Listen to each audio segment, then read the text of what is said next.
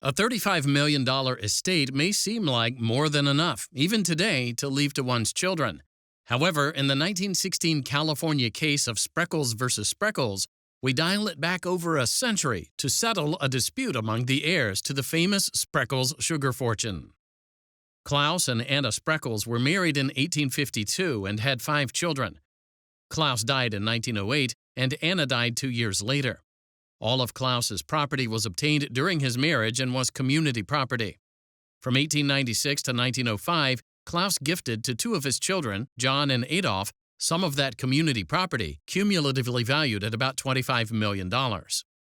While Claus was alive, Anna didn't consent to the gifts he made to John and Adolph, and the value of the remaining property was less than $10 million.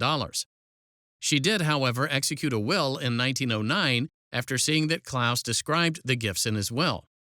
Her 1909 will gave her entire estate to the other 3 children and nothing to John and Adolph. She explicitly explained in the will that John and Adolph were excluded because Claus had already advanced much of the estate to them. After Anna's death, the other 3 Spreckels children brought an action in trial court against John and Adolph, contending that without Anna's written consent, Claus's gifts to them were void. They sought to recover a 1/2 interest in the property gifted to John and Adolph, or the value of such an interest if the relevant property couldn't be identified. The court sustained John and Adolph's demurrer, and the other 3 children appealed.